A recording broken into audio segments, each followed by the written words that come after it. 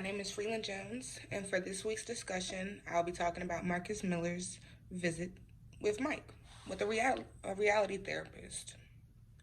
So I'll be going over four different questions, just explaining the gist of them. So I might as well just dive in. So question one is, what techniques do you think are most important in building a relationship with Marcus while helping him to understand the basic tenets of reality theory? So I believed that in order to go into what you need to build a relationship for reality theory, I think the first thing is to talk about the key things to not do. So in the textbook, it discussed a little acronym that they have, A, B, C, D, E, F, G, H, of things to remember that you shouldn't do. So the toxins. You have the toxins for a relationship and the tonics for a relationship. So the toxins for a relationship with reality theory are A, avoid arguing, attacking, or accusing. B, don't boss, manage, blame, or belittle. C, don't criticize, coerce, or condemn. D, don't demean or demand. E, don't encourage excuses. F, don't instill fear or find fault. G, don't give up easily or take for granted. And H, don't hold grudges. So now that I've talked about the things that you shouldn't do, let's talk about the things that you should do. So in the book, it just talks about a list of tonics, which are basically techniques for helping build a relationship with reality theory. I'm going to go ahead and explain all of the tonics that they said in the book, well, that were listed in the book, but then I'm going to go in and explain the ones that I believe are the most important with a little bit more detail. So all of the tonics starting are: 1, use attending and reflective listening skills, suspend judgment, do the unexpected, use humor, establish boundaries, share self and adapt to own personality, listen for metaphors and stories, listen for change, talk, and inner control, listen for themes, summarize and focus, allow or impose consequences, allow silence, show empathy, be ethical, create anticipation, practice lead management, discuss quality and increase choices, discuss problems in the past tense and solutions in present and future tense, withdraw from volatile situations if helpful, talk about non-problem areas, connect with the person's thinking and feelings, invite solutions, use the broken record technique, use affirming language, and use questions and explorations. So out of that whole list, there were 6 different ones that I believe just spoke out to me the most to answer the question. So I'm going to repeat the question and explain the ones that I believe stuck out to me the most. So what techniques do you think are most important in building a relationship with Marcus while helping him understand the basic tenets of reality theory? So the first one I believe that is very important is suspend judgment. When someone's walking into your office as a therapist, they should not feel any kind of judgments coming from you, because most likely they already feel like there's judgments coming on from them or to them from the outside world.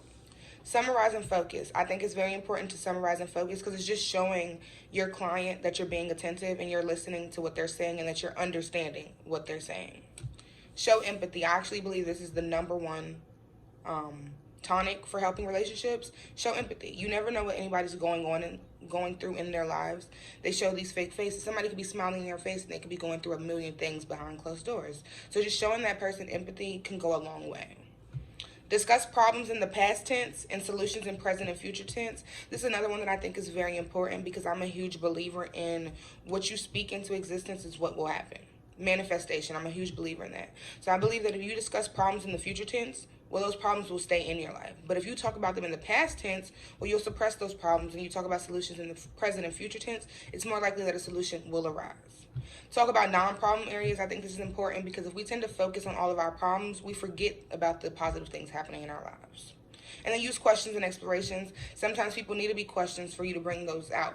A lot of people do talk to themselves and question things to themselves before they do something, but it's different when someone else is actually questioning you for you to answer them out loud. So the second question is, if you're going to continue as Marcus's reality therapist, how might you use the WDEP system to support him in exploring and creating a plan to strengthen his relationship? So WDEP stands for W, discovering wants, D, analyzing the direction in which the client is moving and what the client is doing to get there, E, self-evaluation techniques, and P, make specific workable plans. So for Marcus specifically, for W, discovering wants, I would ask Marcus, what is it that you want within your relationship with Angela, your sister, or your partner, Rob? Those would be questions that I would ask him to guide him to it. More specifically, I would ask him what his quality world looks like with Angela and with Rob. D, analyzing the direction in which the client is moving and what the client is doing to get there. I would ask Marcus, can you describe to me what your day-to-day is? Tell me what you did in your day to try to make your quality world more achievable or to make your relationships better with Angela and Rob. E, self-evaluation techniques. It's basically after that person has gone through discovering what their quality of world looks like, and then they begin to realize what they're doing to reach that step. This is where they're actually evaluating if what they're doing is reaching the potential or what they want it to look like. So some ways to do this would be, one, asking the client specific questions like, is what you're doing, is it working for you? You know, it's something that you have to really evaluate on. You may be doing something to accomplish something, but is it actually working to accomplish that for you? 2, suggesting clients to do self-reflection. 3, using behavioral checklists. 4, using feeling word checklists. 5, monitoring thoughts. And 6, physiological monitoring. Plans. P, make specific workable plans. As a therapist, this is when you want to use your most careful language with your client, because this can alter a lot of things. So you want to develop a plan to change what they're doing. There are 3 levels of plans. The first level is initiated by the client. The next level is developed by the counselor. And then there is one that is developed solely by the counselor. No help from the client. The most effective one would be by the client. So with Mark in this situation, Marcus in this situation, I would guide him to come up with a goal on his own or a plan on his own that he wants to accomplish to reach his quality world. There are also 2 types of plans, linear and paradoxical. Linear are straight to the point, and paradoxical work with the problem indirectly and are typically oriented by the counselor. The third question is, what multicultural issues does Marcus's counselor need to attend to? So, in the textbook, it explains that as an African American, reality theory is very adapted by them because it's very welcoming to diverse clients. It says it tends to be relatively short-term approach that demonstrates respect for the client and encourages the client to focus on inner control as opposed to actions and thoughts of others. So that basically means that instead of focusing on what other people care for or what other people believe your life should look like, reality theory is focusing on what you want your life to look like. And this approach is accepted highly by African Americans. The only problems that his therapist may arise with his counselor, being that Mark is African American, is that this theory focuses solely on the individual. And a lot of African Americans do not have an individualistic mindset. They think about their family and their, who they're around, not just themselves. So he might find a little fallback with that. And then also, this theory minimizes the impact of discrimination and racism. So Marcus, being an African American male adopted by a Nigerian male and a white mother, may find a huge importance for his identity being a black male. So him being a black male, racism and discrimination are a huge factor in his life, and they may be things that are affecting his quality of world because of him being African American. So his counselor would have to take into account that I am working with an African American male, and discrimination and racism may be things that he's going through in life that are affecting his quality of world, and I have to be a little bit less judgmental with that sense.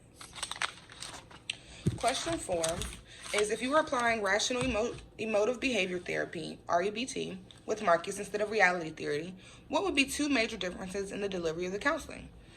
So one thing was that it was hard for me at first to figure out what was the main difference, because they both focus on the future rather than focusing on the past. But the main 2 things that stuck out to me was reality helps the client form an answer. They want the client to come up with their answer or the solution on their own, opposed to REBT. They're helping the client with the answer. They're kind of guiding the answer for the client.